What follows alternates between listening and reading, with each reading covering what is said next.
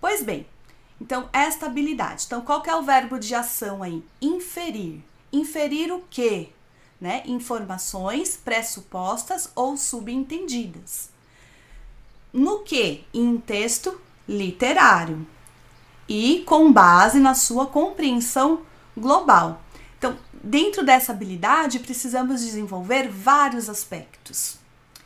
Inferir, né, é o que não está ali, não é o óbvio, não é o que está escrito ali que todo mundo consegue perceber, é o que está entre linhas, né, o que a gente não consegue perceber de uma forma rápida somente lendo o texto.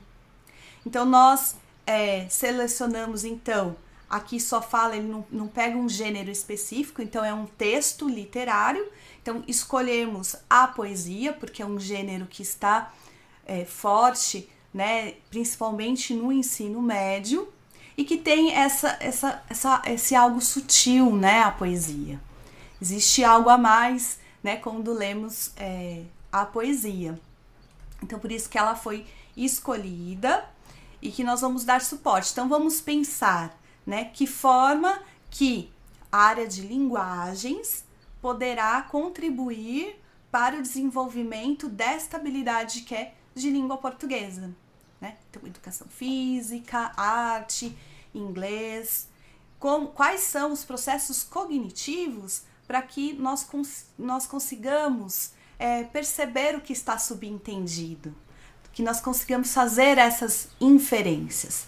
Precisamos de vários aspectos, né? Conhecimento de mundo, aumento de vocabulário, essa percepção do cotidiano. Então, por isso, né, para nos ajudar, que nós temos esse convidado tão especial que vai falar, né, dessa construção poética.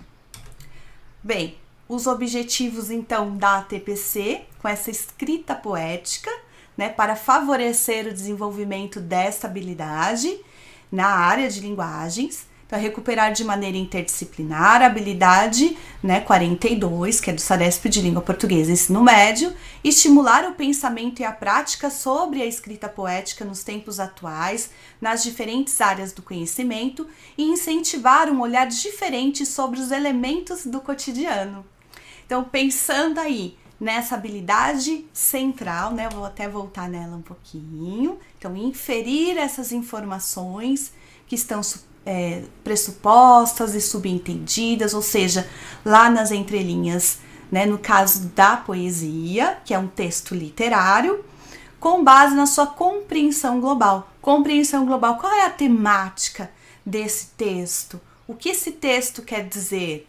Né? E aí, pensando em poesia, pensando nessas informações de inferência que estão subentendidas, como elas nos tocam? Né? Como percebemos isso? Então, é esse olhar que eu peço que vocês, então, contemplem aí a apresentação. Então, com vocês, o poeta, movie maker, enfim, artista, o Baga Defente. Aproveitem, participem e façam as interações. Passo a palavra para você, Baga. Olá, bom dia. Espero que sejam todos e todas bem. Minha primeira vez assim, né, usando Teams, então qualquer problema técnico já peço desculpas antecipado. Agradeço o convite aí a toda a equipe da diretoria de ensino, especialmente a Madalena, a Milene e a Juliana, que foi quem eu tive mais contato. Eu bolei uma apresentação aqui que vocês vão ver que ela foge um pouco de tudo isso que foi falado, porque quando eu conversei com elas na segunda-feira, eu percebi que daria para fazer uma coisa que parte da escrita poética alcança outros lugares para falar sobre o processo criativo, né? Essa questão das diferentes áreas do conhecimento, eu achei que era válido transitar pelas artes visuais, pelo audiovisual, pela dança, sempre tendo a questão da poética, mais do que somente da escrita poética, da poética permeando. Assim buscando auxiliar essa compreensão global do tema. Então eu preparei uma apresentação, eu acho que ela ficou um pouco extensa aqui para o nosso tempo. Se eu estiver indo muito rápido, vocês me avisam, me sinalizam aí para eu diminuir o ritmo. E também fique à vontade para fazer intervenções a qualquer momento. O pessoal está cuidando aí do chat. Eu estou em 2 telas aqui, uma com a apresentação e outra aqui para olhar para frente, né? Por mais que eu não esteja vendo ninguém, acho que é legal a gente estar vendo a cara de quem está falando. Então, eu vou fazer uma breve apresentação minha e a gente entra no conteúdo. Como a Milene disse, né, eu sou multidisciplinar, então eu tenho uma formação em cinema e vídeo, mas enveredei para o campo da literatura desde adolescente, no ponto de escrita, da poesia principalmente, e há alguns anos eu comecei a publicar livros, me autopublicar, peguei gosto pela coisa, e hoje também atuo como uma microeditora, e atuo nas artes visuais. Então, enfim, a única coisa que eu não faço é música. Apesar dessa cara de músico, até a campainha, quando eu toco, ela acaba desafinando. Então, tento compensar isso atuando nessas outras áreas. Então, eu queria começar com um vídeo. Eu não sei se eu dou o play por aqui mesmo, ou se alguém aí pode dar o play. Porque se eu der o play por aqui, acredito que não vai sair o áudio. Tem alguém aí da equipe na escuta? Sim, a Milene vai transmitir para a gente seus vídeos. Só um Tá. A gente vai começar com o primeiro vídeo só para servir de disparador para o nosso bate-papo. Porque eu gostaria que fosse mais um bate-papo do que uma palestra mesmo. Então, sinta-se à vontade para fazer perguntas e comentários.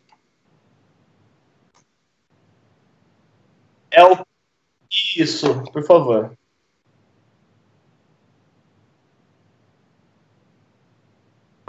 Nós temos um grande assunto a tratar aqui.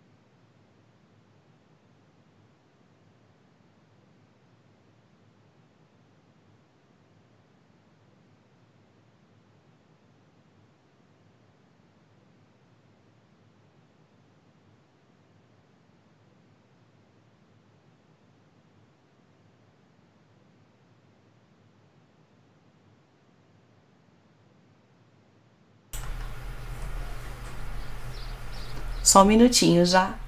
Vai dar certo aqui. Descompartilhar e compartilhar de novo.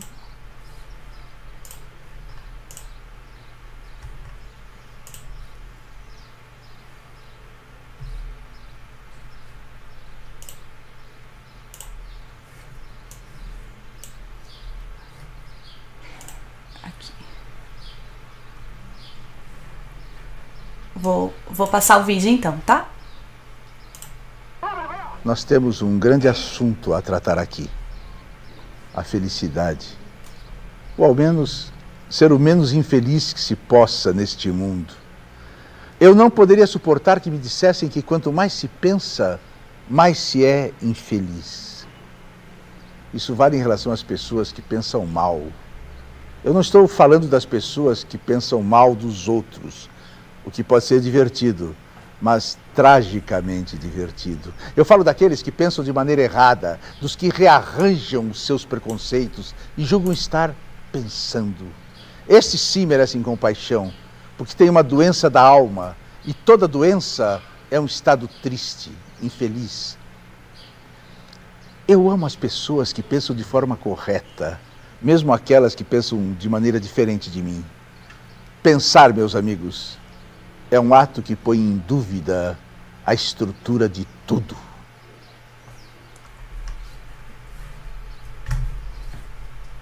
Obrigado, Milene.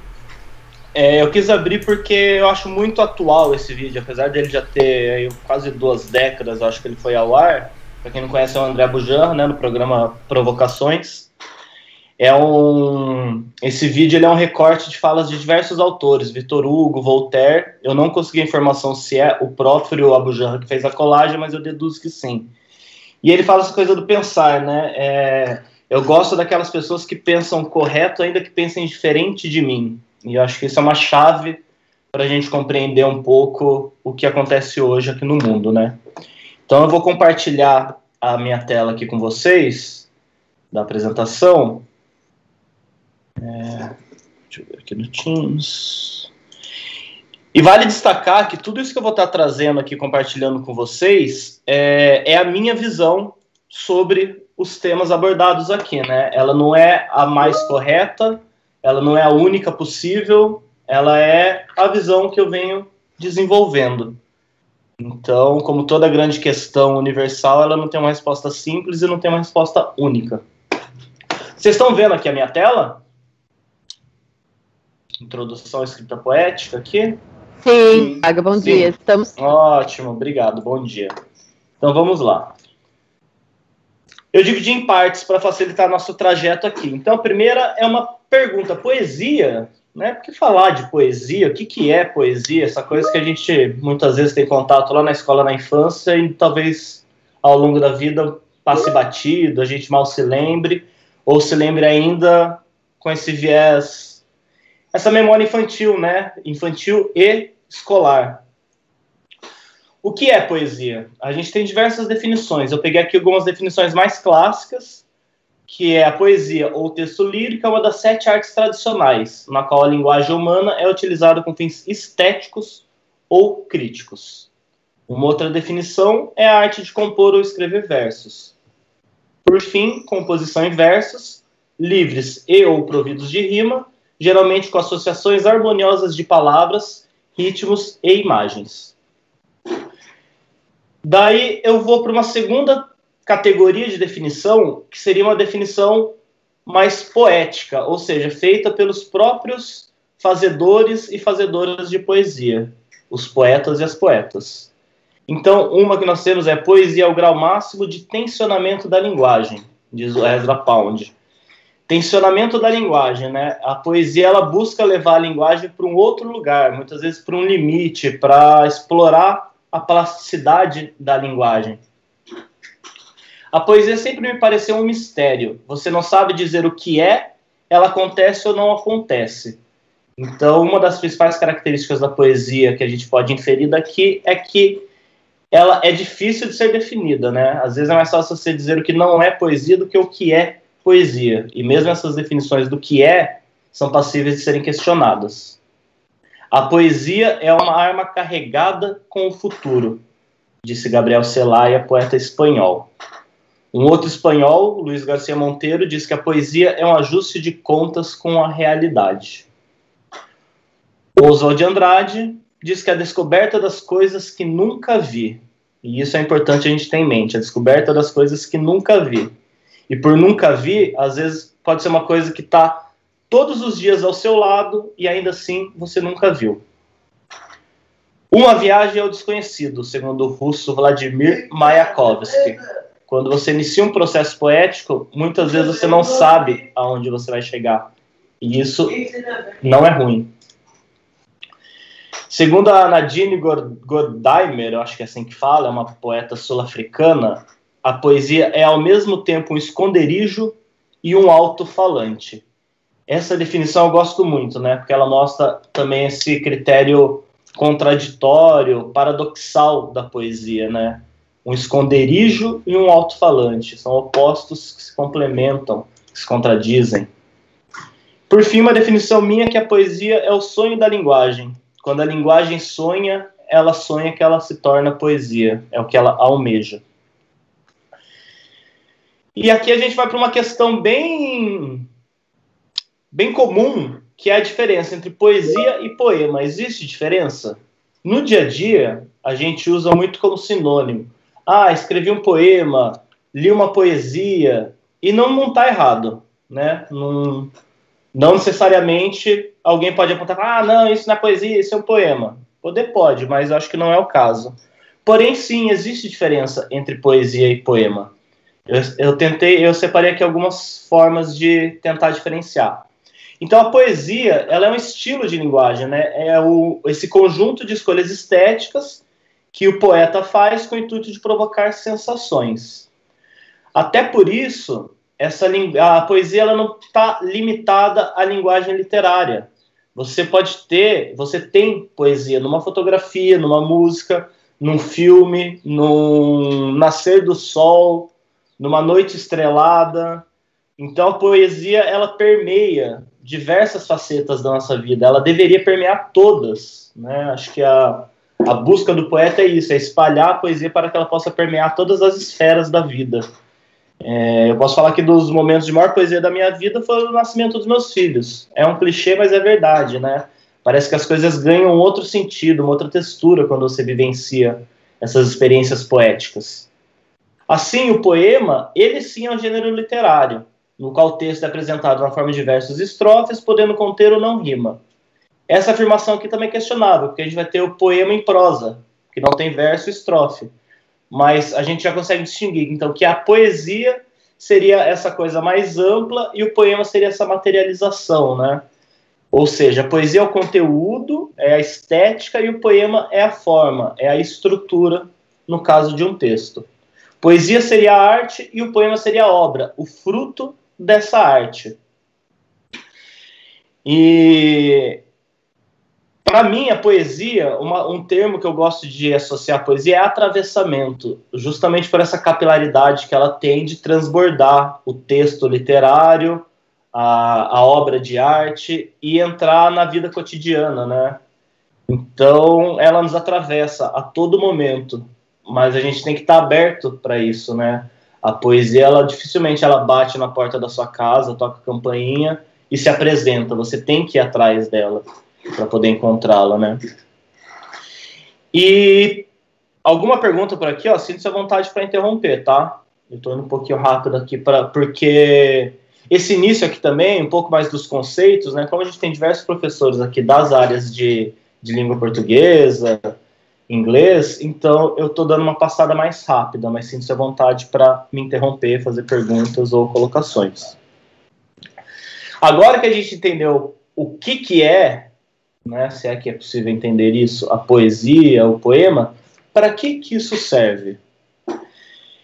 É difícil descrever serventia das coisas, né, da arte principalmente. Então vamos para manifestações mais abrangentes. A poesia não se descreve, se descobre. Nisso daqui, o Manuel de Barros já joga por água abaixo toda a minha tentativa aqui de ficar tentando definir o que é poesia, né? Mas, como eu falei, você precisa ir atrás, você precisa encontrar a poesia, ela está ali para ser descoberta. E depois que você a descobre, dificilmente ela vai ser acobertada novamente. A poesia deve ser entre duas pessoas ao invés de duas páginas. O poeta Frank O'Hara, um poeta estadunidense do meio do século passado, que ficou famoso por utilizar o termo Coca-Cola pela primeira vez no poema. É um dos poetas que traz o cotidiano para dentro do poema, né? Ele deixa um pouco de lado aquela lírica épica, aquela coisa rebuscada, e traz para o dia a dia. E essa frase dele deixa bem claro, né? Deve ser entre duas pessoas ao invés de duas páginas. José Paulo Paes, autor brasileiro, diz que não se deve atribuir funções à poesia. Ela existe e basta. Como a vida existe e basta. Esse é, aliás, o encanto da poesia. É uma coisa absolutamente inútil, tanto quanto um passarinho, uma borboleta. Mas a poesia ajuda a fluir a vida. Já se diz que o poeta deve ver o mundo como se tivesse acabado de nascer.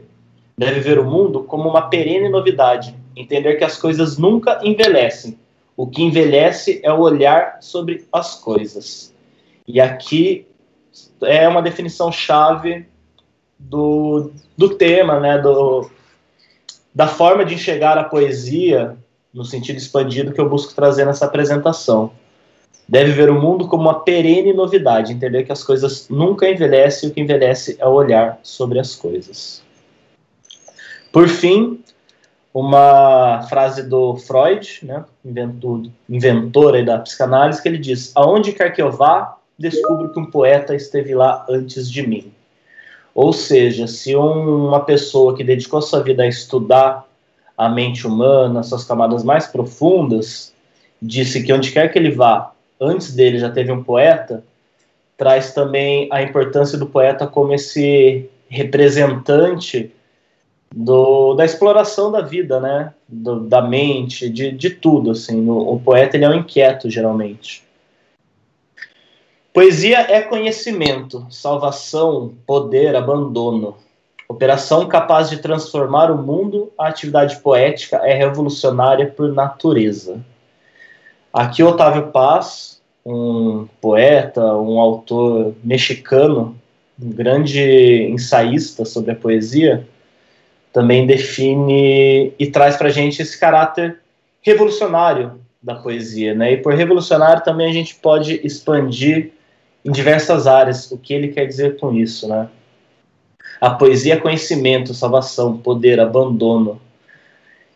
A gente vai explorar isso aqui ao longo do encontro, mas um exemplo que eu trago para reforçar essas imagens foi nas eleições de 2018, né, quando saiu o resultado, boa parte da população ficou meio assustada, meio baqueada com o que aconteceria, e o Rafael Correia, que é um cartunista gaúcho, fez uma tirinha que viralizou na época e para mim sintetiza muito bem esse poder revolucionário e uma das funções da poesia, né? Por mais que ela não tenha função, a gente sente necessidade de atribuir. Esse aí, Rafael Correia Cartoon, é o perfil dele, recomendo segui-lo, tem um trabalho muito bacana. E ele diz o seguinte: e agora, o que faremos? Poesia. Esses canalhas não suportam poesia. Então a poesia tem esse caráter incômodo. Ela pode ter, né? A poesia não é apenas aquela coisa bela, que te toca, que transmite sensações boas. Também pode ser isso, mas não apenas. Então, ok, tá tudo muito bonito, mas como que a gente encontra a poesia, né? Como chegar até ela? Vamos aqui ver algumas sugestões de como encontrar a poesia. Manuel de Barros novamente diz que o olho vê, a lembrança revê e a imaginação transvê. É preciso transver o mundo. O que seria transver o mundo? Ver o mundo com outros olhos, como disse o José Paulo Paes, né? Sempre com uma novidade perene. Isso quer dizer também que nós devemos descolonizar o nosso olhar. O que seria descolonizar o olhar? A gente tem um imaginário muito permeado pelo que a gente escuta, porque nos é ensinado desde a infância, seja em casa, seja na escola, seja no trabalho. A nossa vida, muitas vezes, ela é condicionada por processos que nós não questionamos, porque as pessoas que vieram antes de nós também não questionaram, e isso vai se repetindo, até que se perde a origem. Mas o Brasil é um país colonizado, né? Vieram os europeus aqui há 520 anos atrás, fincaram suas bandeiras aqui, dizimaram quem estava aqui antes, falaram, descobrimos um país novo. Então já começa aí, né? A colonização começa a partir do momento que nós somos descobertos. Ou seja, tudo que houve antes de 1500 é apagado, deixa de valer e é errado. Aquilo deve ser destruído, deve ser alterado. A gente vive atualizando esse imaginário, mas sempre com um viés colonizado.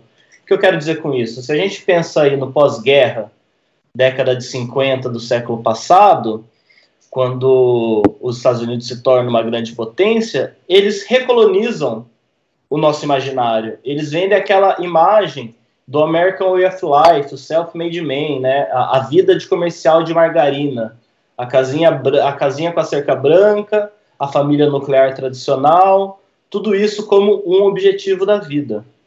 E aí, avançando para esse século, para as últimas décadas, a gente recebe uma nova carga de colonização do imaginário, da nossa visão de mundo, através do neoliberalismo econômico, né? Essa produtividade desenfreada, o lucro acima de tudo, o capital acima das pessoas.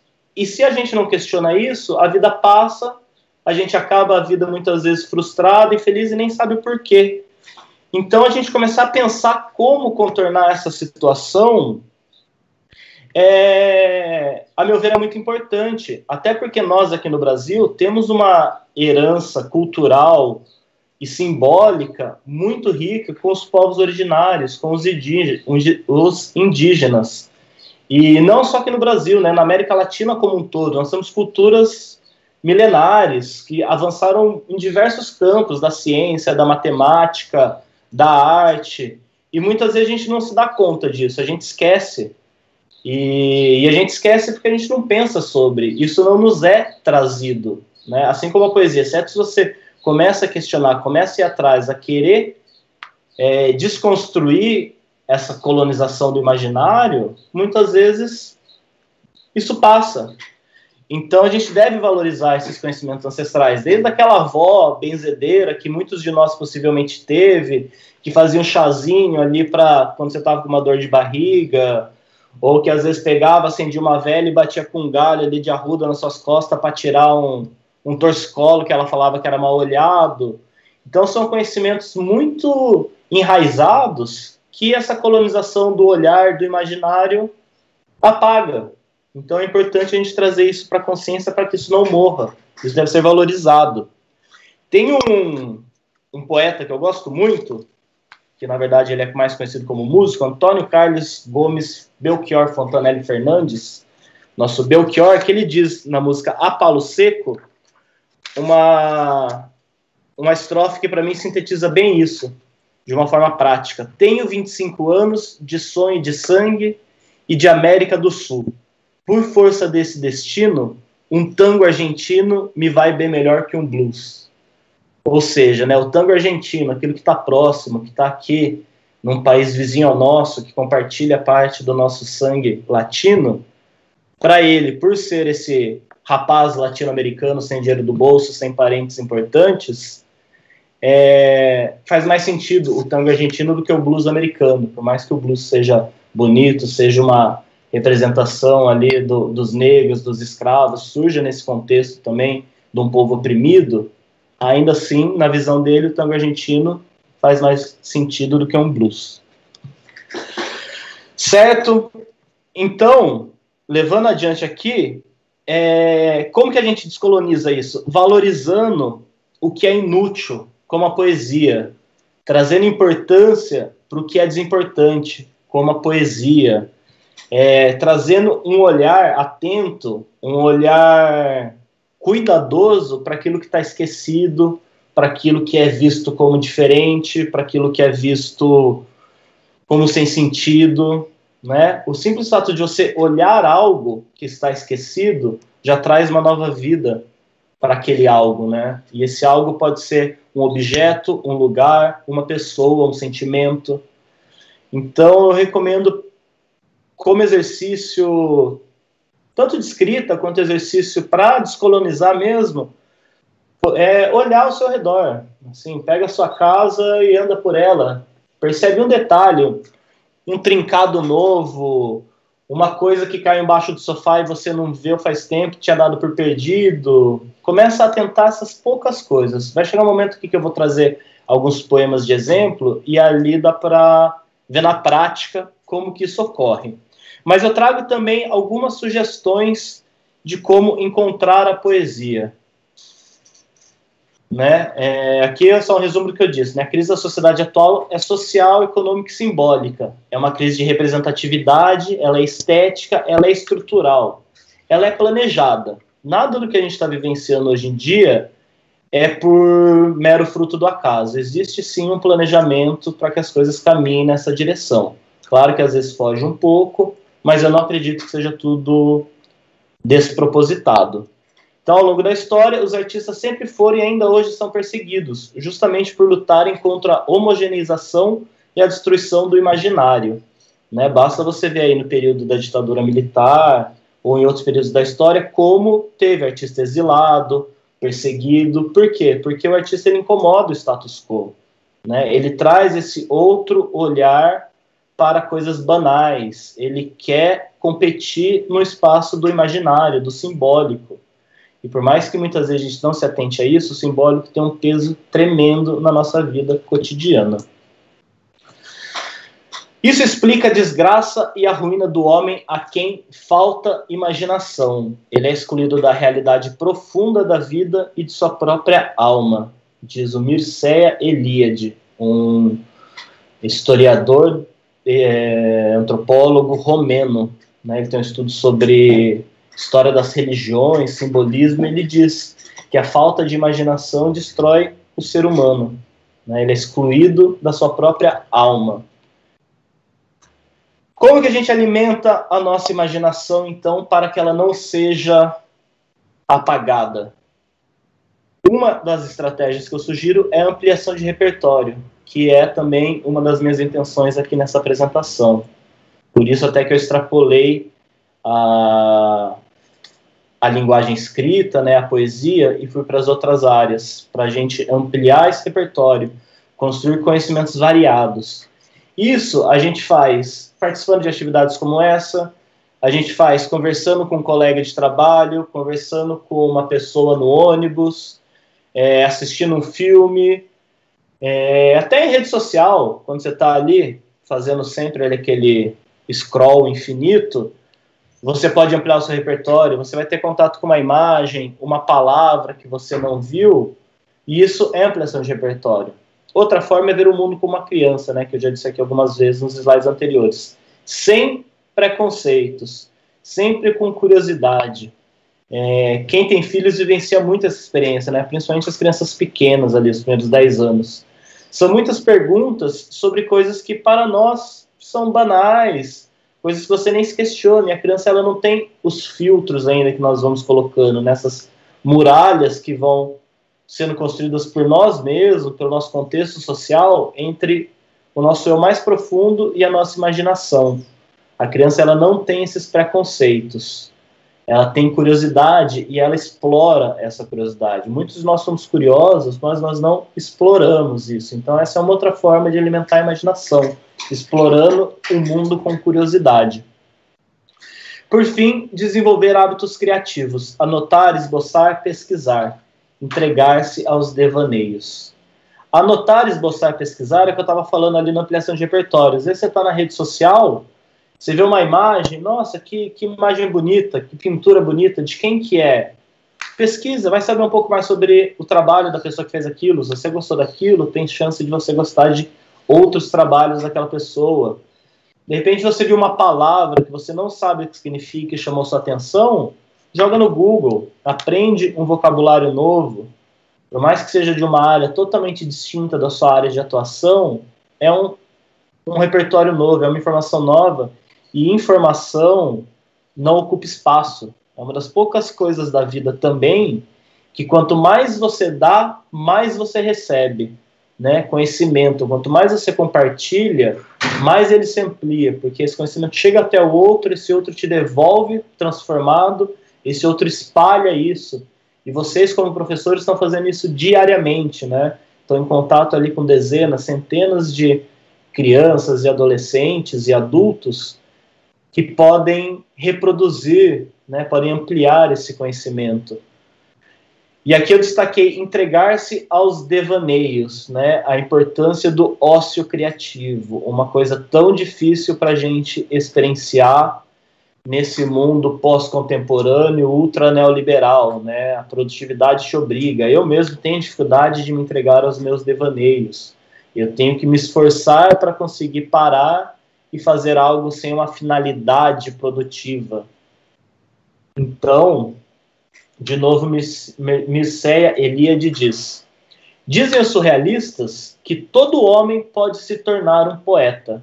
É apenas uma questão de saber se abandonar a escrita poética. E esse todo homem aqui, obviamente, é todo homem, toda mulher, todo ser sem gênero, enfim. Toda pessoa pode se tornar um poeta, segundo os surrealistas. É apenas uma questão de saber se abandonar a escrita poética.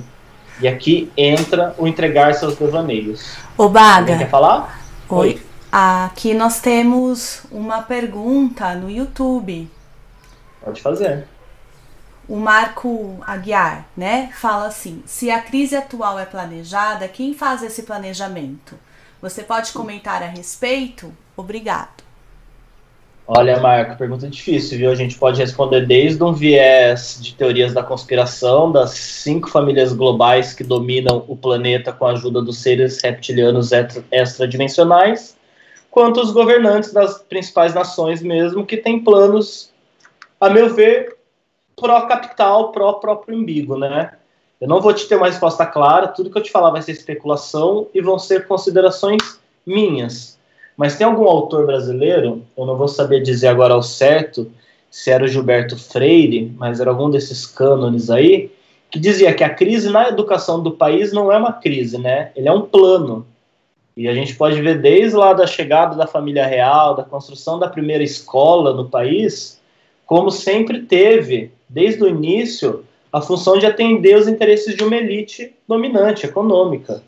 E isso tem reflexos até hoje, né? Vocês que vivenciam o ensino na rede pública, municipal, estadual, e alguns talvez tenham também experiência na rede privada, acredito que conseguem conceber, muitas vezes, o abismo que existe entre uma e outra, né? Então, acho que os professores aqui, não sei se o Marcos é professor, mas tem mais embasamento do que eu para falar sobre isso.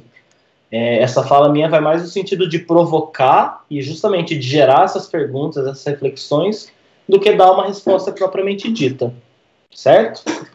Mais alguma questão? Ou posso dar seguimento? Obrigado. Aqui eu faço um parênteses importante para falar dentro de tudo isso que eu estou dizendo, né? Que a gente fala ali, o Micedes, né? Toda pessoa, vamos substituir homem por pessoa, toda pessoa pode se tornar um poeta. E aqui eu faço um parênteses para falar sobre o dom. Esse termo tão, que eu coloquei até em letras grandes entre parênteses, porque as pessoas muitas vezes falam, eu não escrevo porque eu não tenho dom. Nossa, você tem o dom da pintura, né? Nossa, que pessoa talentosa. Eu acho que não existe dom, ó. Trouxe até aqui o Padre Quevedo para dizer, isso não existe. Existe sim condições, predisposições, oportunidades e treino. Muito treino. E isso a gente pode aplicar no campo da poesia, da escrita poética, quanto em qualquer outra área artística e não apenas, né? Aí eu vou falar aqui escrita, mas vocês podem substituir por qualquer outra coisa que necessite de treino. A escrita ela é como um músculo. Se você treina, se desenvolve. Se fica parado, não. E na pior das hipóteses, ele atrofia. Se nunca é utilizado, ele perde força porque é identificado como algo que não tem função. Então, aquela energia é direcionada para outra coisa. Então, essa coisa do, eu não consigo, eu acho que é mais uma dessas barreiras que a gente se impõe por conta da colonização do nosso imaginário. Então, assim, aquele clichê, né, frase que até era de propaganda de Johnny Walker, não sabendo que era possível, foi lá e fez, alguma coisa assim. Eu adoro confundir ditos populares. Enfim, existe treino, claro, existem pessoas que têm predisposições a fazer algo melhor do que outras, mas por quê? Isso muitas vezes é do contexto daquela pessoa, contexto cultural, social, econômico. Uma pessoa que cresce no meio de artistas, uma pessoa que tem pais músicos, parentes, pessoas próximas músicas, tem uma predisposição maior a enveredar por esse lado do que talvez uma pessoa que não. Mas assim como essa pessoa não necessariamente vai para esse lado, muitas vezes vai para o lado oposto, porque tem aquilo em casa e vai buscar algo que não tem, uma pessoa que nunca teve contato com instrumento dentro da família pode seguir esse rumo. Eu mesmo não tenho histórico de nenhum artista na minha família. Não sei de onde que veio isso, né? Daria para explorar aqui, mas não é o momento. Mas então eu queria ressaltar aí, sim, dom não existe. Inspiração existe? Existe. Vira e mexe, a gente tem alguns insights, vem uma ideia meio fora do contexto, meio que fala, nossa, de onde que veio isso? Porém, a meu ver, não é possível você esperar a inspiração chegar para explorar o seu fazer artístico. E se essa inspiração de repente chega, é bom ela te encontrar trabalhando, propício a utilizá-la, porque a inspiração vem no banho.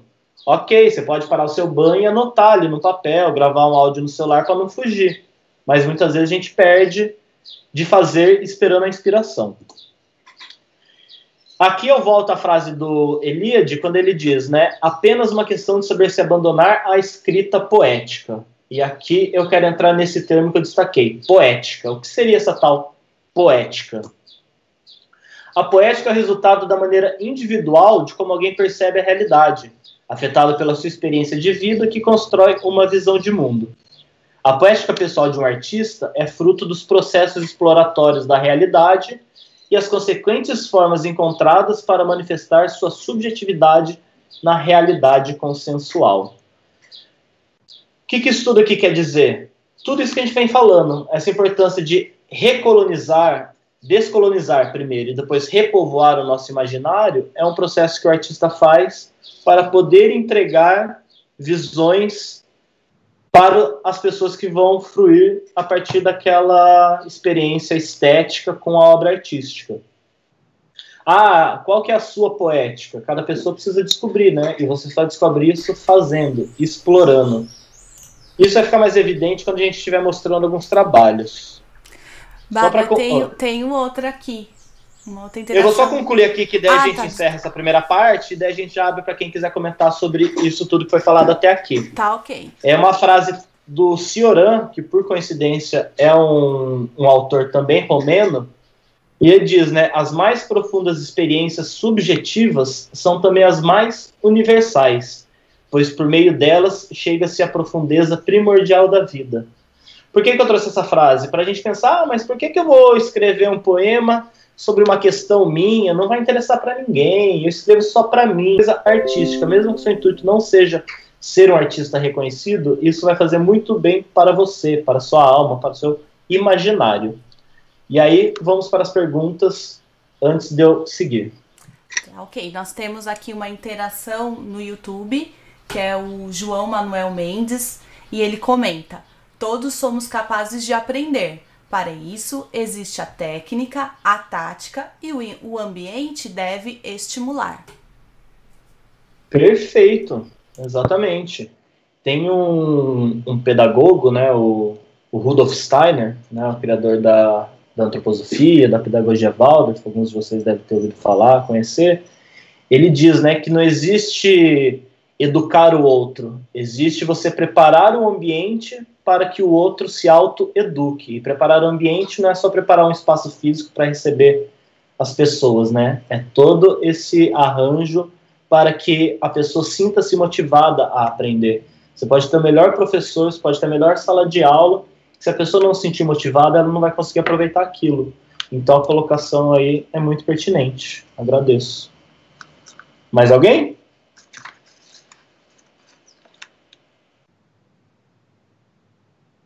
Não? Por enquanto, não mais.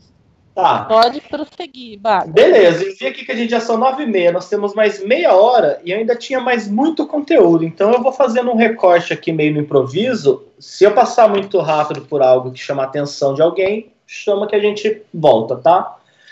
Aqui eu voltei à abertura por quê? Porque depois de conversar com a equipe na segunda-feira, entender melhor qual que seria aqui o conteúdo, eu vi que não bastava, né, como disse lá no início, falar sobre a escrita poética. Então, esse exercício todo que eu vim fazer aqui é uma introdução à poética do acaso, que é o que eu utilizo no meu trabalho, seja na escrita da poesia, seja na produção de um vídeo, de uma tela, enfim, tudo que eu faço, eu busco ter essa poética do acaso como uma postura. O que é essa poética do acaso? Antes de chegar nela, eu preciso falar um pouco sobre os conceitos clássicos de arte. Eu vou passar bem rapidinho por isso.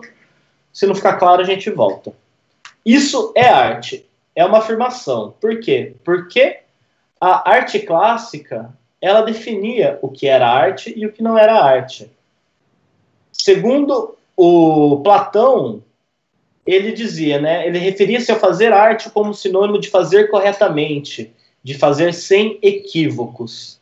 E o Aristóteles via na arte o poder do homem de exercer sua vontade numa ação criadora, situação oposta às determinações do acaso.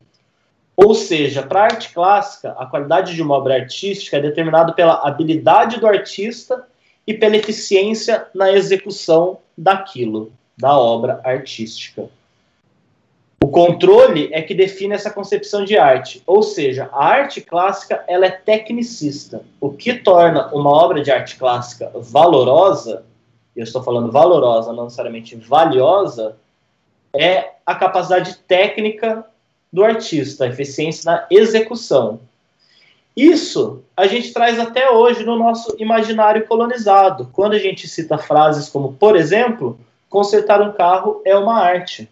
A pessoa tem um domínio técnico do funcionamento do carro, então ela consegue consertar. Esse colonizar imaginado ficou engraçado, né? Esse imaginário colonizado traz para a gente diversas frases que a gente reproduz muitas vezes sem pensar, como, por exemplo, arte é o que é agradável aos olhos. Essa imagem aí que vocês estão vendo, eu não sei se dá para ver bem, né? Eu tentei colocar o maior possível, mas é uma pintura. Eu consigo ver uma beleza nessa pintura, né? Eu consigo ver técnica na aplicação ali das cores, da luz e sombra, da pintura, mas dizer que ela é agradável, aí já são outros 500. Essa pintura é de 1820, de um pintor chamado Francisco Goya, intitulada Saturno Devorando um Filho, né? Ele vai lá na mitologia greco-romana e retrata uma narrativa mitológica nessa pintura. Então, assim, eu acho questionável a gente dizer que arte é o que é agradável aos olhos. Essa imagem não agrada os meus olhos, apesar de eu conseguir ver beleza nela. Outra frase, a arte busca o belo. Será que é esse belo que estão se referindo? Eu acho que não, né? Mas será que é esse belo a que estão se referindo? Essa pintura, quando eu vejo, ela me causa um impacto. Eu acho ela esteticamente bonita, eu posso dizer que ela é bela. Mas se eu paro para observar com um pouco mais de atenção, eu já começo a ver umas coisas meio esquisitas, tipo aquela mulher ao fundo, dá-se a entender que é uma mãe, chorando com uma criança desmaiada, talvez morta no colo dela, pessoas sendo pisoteadas por cavalos, uma espada quebrada na mão ali no chão. E quando eu fico sabendo qual que é o contexto por trás dessa pintura, eu acho difícil dizer que a arte busca o belo. Para quem não conhece, esse quadro chama-se Guernica, é do Pablo Picasso, é uma obra de 1937, que foi pintada como uma declaração de guerra contra a guerra e um manifesto contra a violência. Guernica é um vilarejo espanhol que foi bombardeado durante a Guerra Civil Espanhola. E ele pintou esse painel, um painel gigantesco, se não me engano, com quase 4 metros de extensão, retratando os horrores dessa violência da guerra, né? O fascismo estava ascendendo ali, em breve a gente teria a Segunda Guerra Mundial.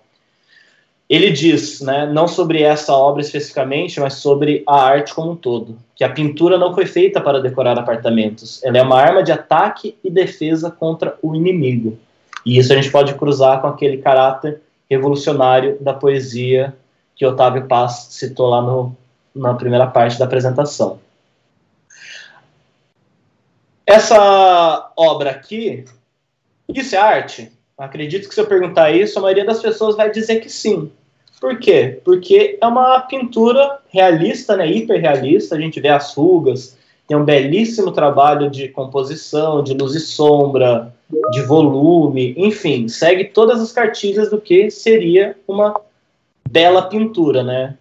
Essa obra não tem título, né? Um retrato hiperrealista feito com pastel seco, por um artista chamado João Paulo Mendes, que eu encontrei na internet pesquisando obras hiperrealistas para trazer um exemplo.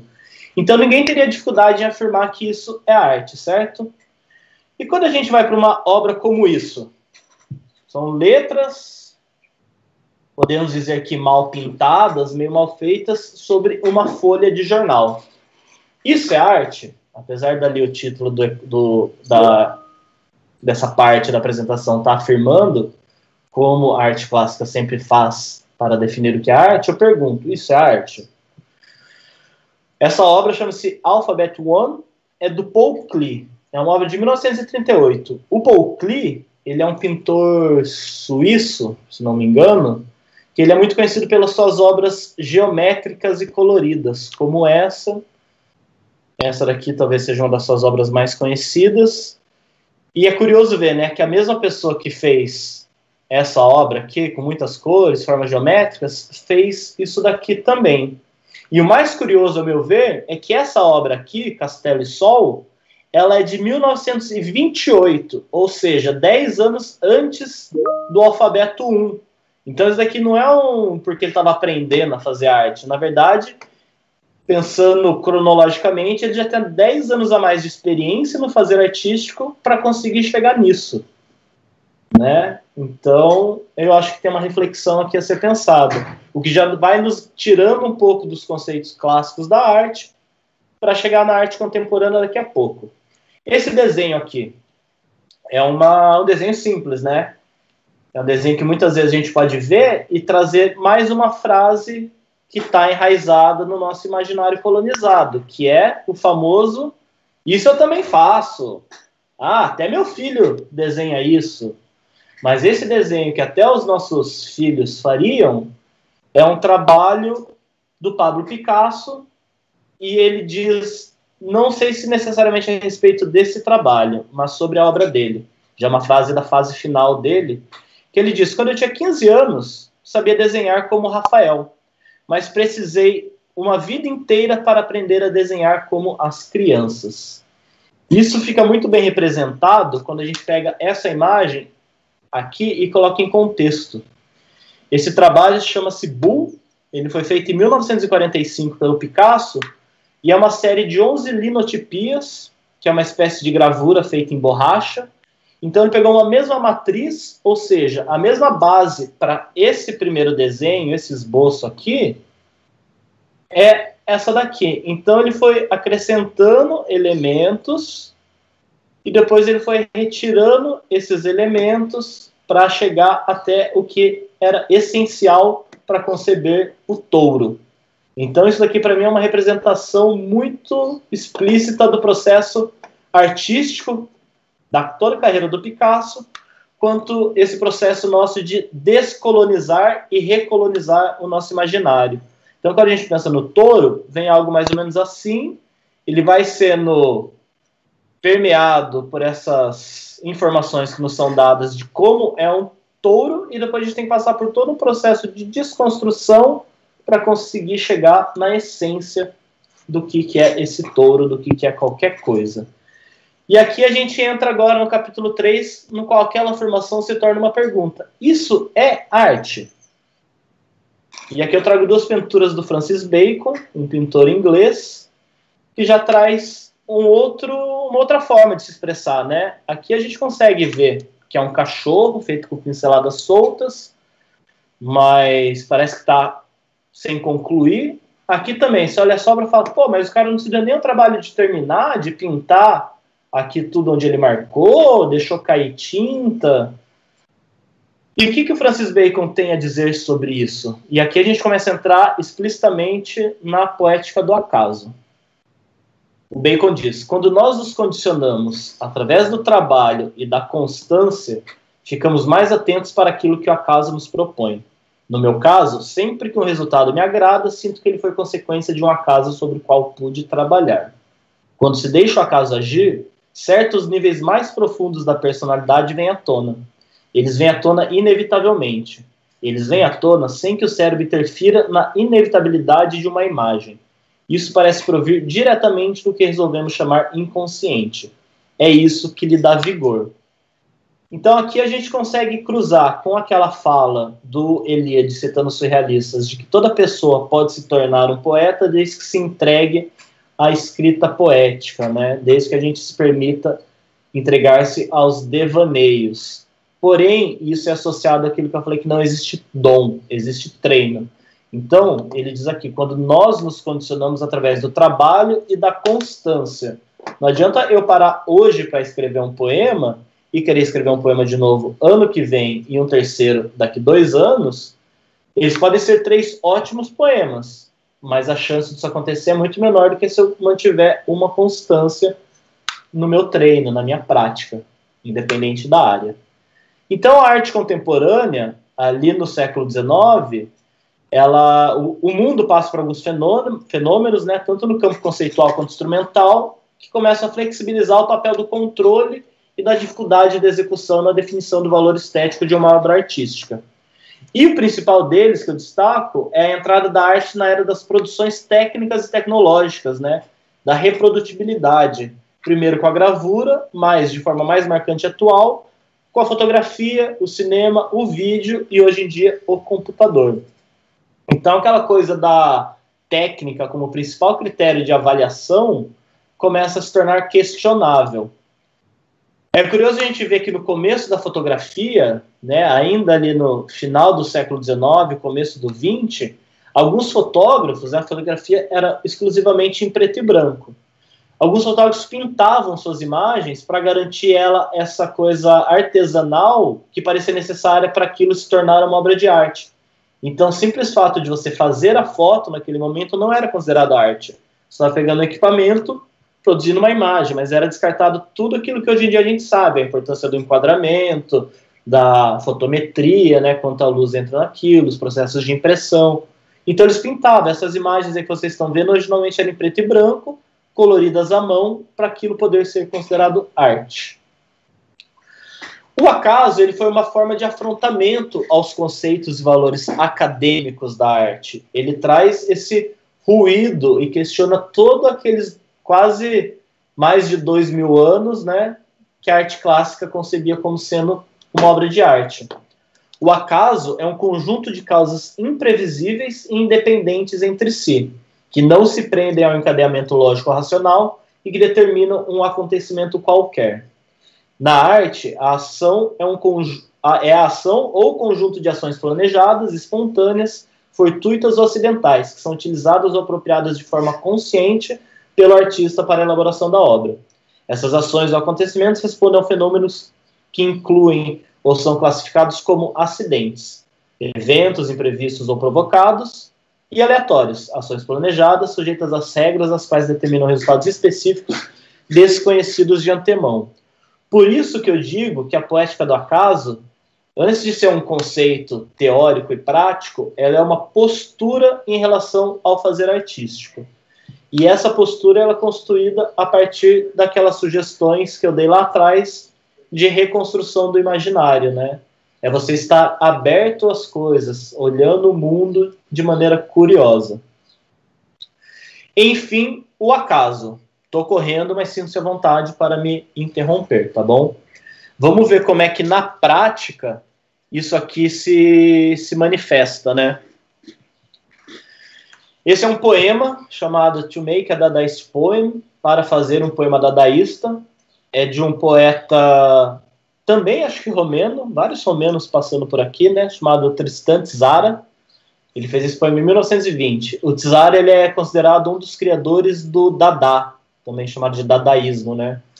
Um movimento que vem ali junto com os surrealistas, que propõe essa subversão total dos conceitos da arte, essa exploração do inconsciente, né? Que naquele momento era uma novidade, era uma descoberta recente, nos processos artísticos. Então, peguei uma tradução aqui desse poema, né? Que pode ser traduzido como receita para fazer um poema dadaísta. Pegue um jornal, pegue uma tesoura. Escolha no jornal um artigo do tamanho que você deseja dar ao seu poema. Recorte o artigo. Depois, recorte cuidadosamente todas as palavras que formam este artigo e meta-as num saco. Agite suavemente. Em seguida, tire cada pedaço, um após o outro, mantendo a ordem em que eles saíram do saco. Copie conscienciosamente. O poema se parecerá com você. E pronto, você será um escritor infinitamente original, dotado de uma adorável sensibilidade, embora incompreendido pelas pessoas vulgares. Né? A gente pode até dizer que esse poema é um metapoema, porque é um poema que fala sobre como fazer um poema.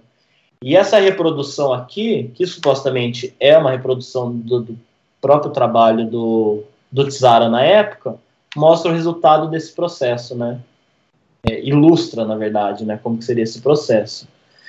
Tem um autor, eu não trouxe ele aqui, mas me veio agora, William Burroughs, ele é estadunidense também, e ele levou isso aqui a alguns pontos extremos. Ele tem um romance chamado O Almoço Nu, no qual ele diz que ele ia escrevendo o original desse romance, e em determinado momento ele pegava as páginas, rasgava ao meio, e depois ele pegava metades lá de um momento, jogava aqui na frente e começava a reescrever, mesclando metade de uma página com metade de outra. É uma técnica chamada cut up, né? É o recorte. O David Bowie, na música, por exemplo, também tem algumas músicas que ele fez esse recurso para a construção de suas letras. Os Rolling Stones, em um disco específico, também utilizou esse recurso de recortar músicas, trechos aleatórios e colar. Então, aqui a gente começa a ver o acaso na prática. Esse daqui são imagens de um poema chamado Um Lance de Dados, do Stéphane Mallarmé. É um poeta francês ali, bem do finalzinho do século XIX. Ele publica esse poema em 1897, ou seja, quase 150, 130 anos atrás, no ano em que ele falece. E esse poema, ele inaugura a poesia moderna no século XX. Por quê? Porque ele causa uma ruptura com tudo que vinha sendo feito até então, né? É um primeiro salto qualitativo. Por isso que a gente diz que ele inaugura o século XX. Ah, mas o que tem de mais? Ó, olhando aqui, eu não sei se vocês conseguem ver, é a versão do texto original em francês e a versão traduzida para o português. O foco aqui não é o conteúdo, então não se preocupe se vocês não estiverem conseguindo ler necessariamente o que está escrito. Mas, ó, ele começa a trabalhar tanto a distribuição da palavra no espaço, ou seja, a gente não tem mais um verso embaixo de outro, todos começando aqui alinhados à esquerda. Ele já mete uma palavra totalmente em caixa alta, com uma fonte maior do que as outras. Aqui o texto continua em caixa alta, ele pula a linha, ele começa ali para frente, e o poema é um poema longo, ele segue assim por toda a sua construção. O Mallarmé dizia, né, que o método de composição dele eram subdivisões prismáticas da ideia, o que, a meu ver, a gente consegue até relacionar com a pintura cubista, né, que era você buscar múltiplos pontos de vista para ver um mesmo objeto, uma mesma cena, e trazê-los para ser observados simultaneamente. Então, além do sentido sintático das palavras, né, o Mallarmé aqui, ele começa a utilizar o espaço da página em branco para criar um ritmo na leitura e na construção desse poema, e a tipografia, né, essa questão de trabalhar com fontes de tamanhos diferentes, utilizar o itálico, o negrito. A tipografia se torna um elemento ativo na composição poética. Aqui são duas páginas distintas, mas ó, ele vai criando vários espaços antes de começar o seu verso nas estrofes.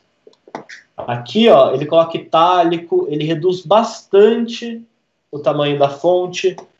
Ele dizia que a palavra tem que significar apenas 1/4 do conteúdo de um poema. Os outros 3/4 são sugestões.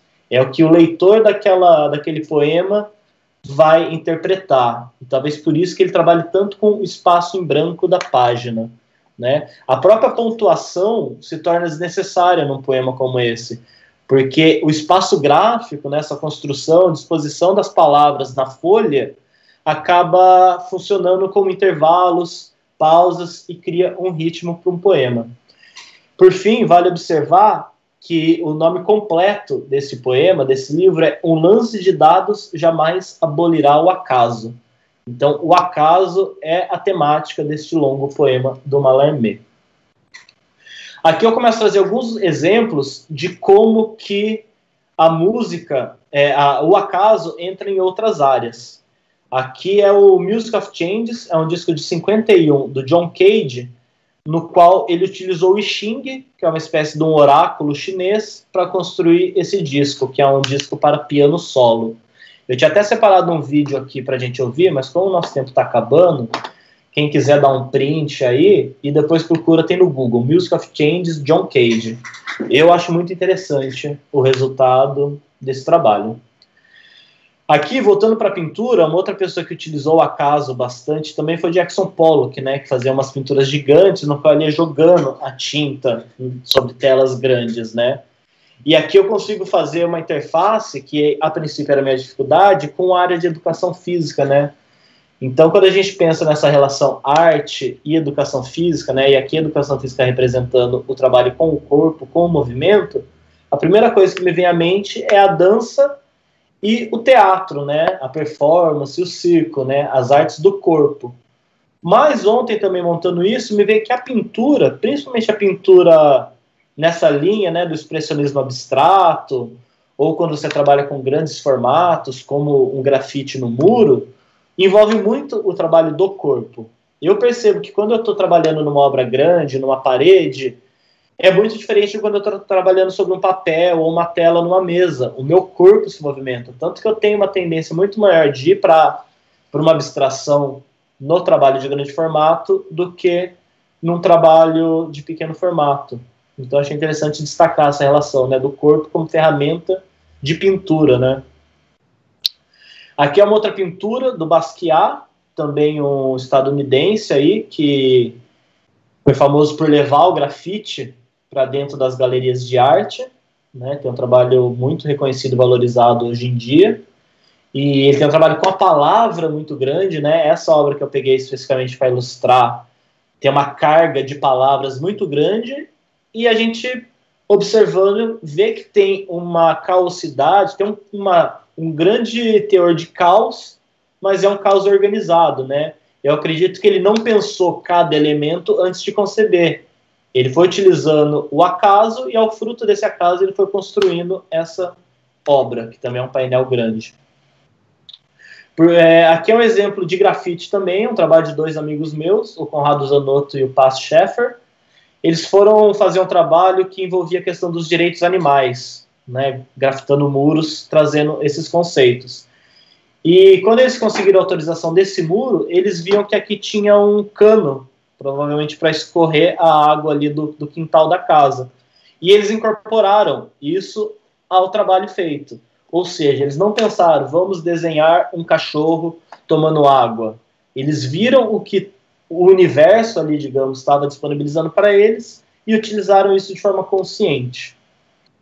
Aqui é o trabalho de um fotógrafo, ele é esloveno, chamado Evgen Bavikar, não sei se a pronúncia é essa, ele ainda é vivo, ele é nascido em 46. E por que eu trouxe o trabalho dele? Porque ele é um fotógrafo cego, dos dois olhos. Ele perdeu a primeira visão com cerca de 10 anos, se eu não me engano, e a segunda um pouco mais velho. Ele é completamente cego e ele é fotógrafo. Ele fotografa em preto e branco, tem aqui uma outra imagem dele. Ele tem essa coisa surrealista, é bem interessante. Se vocês pegarem aquele documentário Janela da Alma, que é um documentário sobre fotografia, vai ter falas dele. É bem interessante, vale a pena. Esse aqui é um caso, uma manifestação do acaso que eu achei curiosa. Essa figura aí, né, a imagem está bem em baixa qualidade, eu não consegui melhor. Ele ficou conhecido em 2010 como Brother Sharp. Qual que é a história por trás dessas imagens? Um fotógrafo japonês comprou uma câmera, foi para uma praça testar e viu esse cara e começou a fotografar. Daí ele colocou no site e essas imagens viralizaram. Esse cara, ele é um morador de rua, ou seja, ele se veste com as roupas que ele ganha, que ele consegue na rua, e ele viralizou no mundo da moda, no mundo fashion, como um exemplo de como se vestir. E já questionando questões como gênero, né? Que ele tá com vestido aqui também. Isso, assim, explodiu na época, virou meme, começaram até a fazer montagens utilizando aí o Brother Sharp. Provavelmente ele não ganhou R$1 com essa história, mas ficou famoso. Já caminhando aqui para o encerramento correndo, eu trago algumas obras minhas, aqui dentro dessa área das artes visuais, né, no qual eu utilizei o acaso. Essa obra, eu achei, é uma placa de MDF, eu achei ela com essa mancha branca, cinza, eu sou daltônico, tá, gente? Então, se não for cinza, me desculpem. Achei na rua, levei para casa, daí com uma caneta nanquim eu comecei a brincar, a encontrar o que tinha dentro dessa imagem. Então, se vocês conseguirem ver aqui, tem uma pessoa e meio que tudo isso está saindo dentro dessa pessoa, né? Tanto que o título é Exorcizando Demônios Interiores. Essa é uma outra obra que eu também encontrei na rua, parece uma tábua de passar, mais ou menos, né? E ela tinha essa mancha. Ela é toda branca, ela tem uma capa plástica, aqui tem uma mancha que parece de queimadura, aqui ela está em mais detalhe para vocês poderem ver.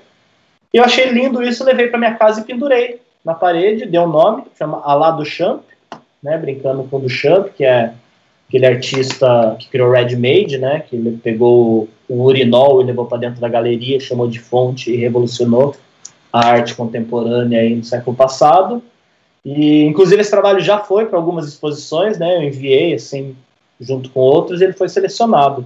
E é uma obra que eu achei na rua, levei para casa e falei que era arte. Essa daqui é uma fotografia.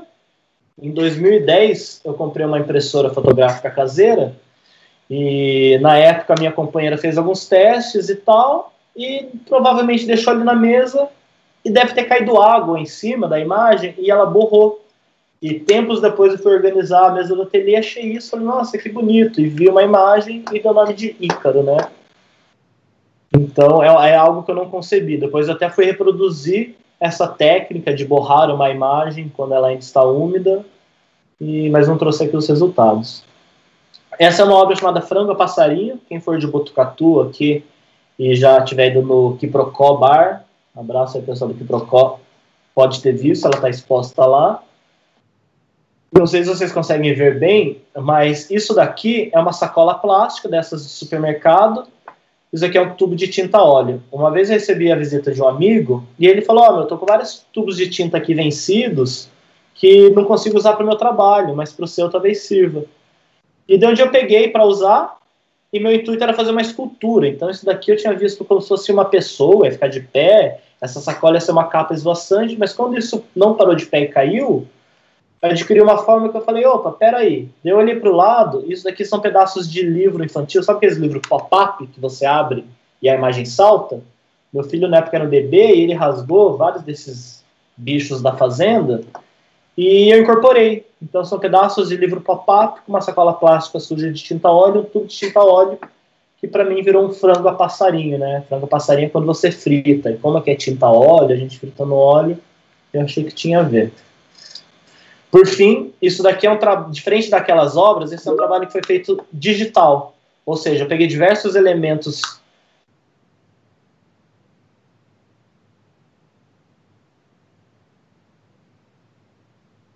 dos filhos. Um deles fez com giz. Isso daqui é uma mancha de limpeza de espátula numa folha de caderno que tinha essas listras. Isso daqui é uma xilogravura, né?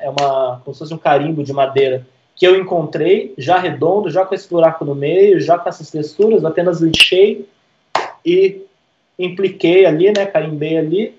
Enfim, é uma composição com elementos totalmente aleatórios que ganhou uma característica harmônica. Foi por um disco, um CD, né, que vocês vê uma foto dele aplicado no CD, então ele é dobrado ao meio.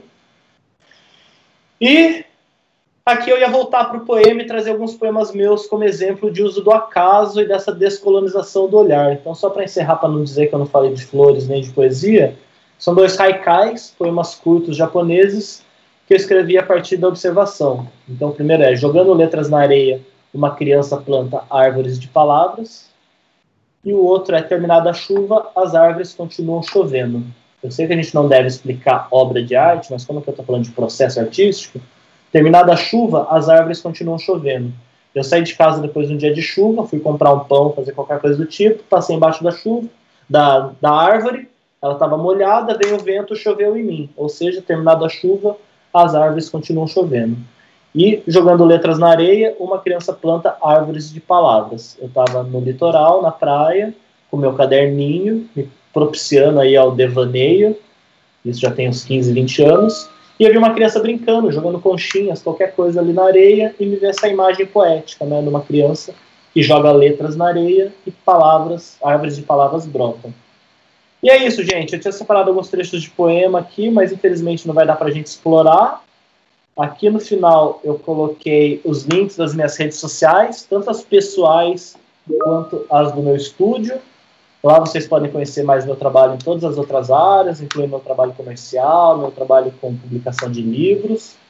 E aqui, bio.fm/bagadefente, leva para esses links e para alguns outros. Então ali tem uma oficina de escrita poética, nela eu falo sobre poesia propriamente dita, sobre escrita de poema. É online, é gratuita, são 5 videoaulas, é só assistir, depois tem um grupo para quem quiser trazer dúvidas. E é isso, eu agradeço muito o tempo de vocês, fico feliz de ter conseguido passar por tudo, ainda meio que correndo, e caso alguém tenha alguns minutos aí, queira fazer perguntas, comentários, eu estou à disposição. Vou compartilhar minha tela. Olá, pessoal! Baga, a gente agradece imensamente por essa aula maravilhosa que você trouxe para a gente, espetacular. Todos os professores estão elogiando, particularmente aqui no WhatsApp. E tudo que você trouxe veio de encontro realmente com o que a gente precisava, com o que a gente necessitava. A gente agradece imensamente. Nossa, foi muito bom. E fica o convite para quando você também tiver a oportunidade de voltar a falar com a gente novamente, porque foi assim, uma aula maravilhosa que a gente trouxe hoje, que você trouxe hoje para a gente. Então, essa ampliação de repertório que você nos trouxe e visão de mundo foi essencial para a nossa TPC, viu? A gente agradece imensamente. Eu agradeço o convite. Espero que, apesar de ter fugido, tenha sido proveitoso. Foi essencialmente espetacular, e a sua fala foi totalmente de encontro com o que a gente precisava, que fala sobre inferir uma informação pressuposta e uma compreensão global de um texto, seja ele verbal ou não verbal. Você trouxe aí tudo para a gente que a gente realmente precisava, Baga. Fico feliz, muito obrigado. De coração, muito obrigada mesmo. Todos estão elogiando, agradecendo imensamente.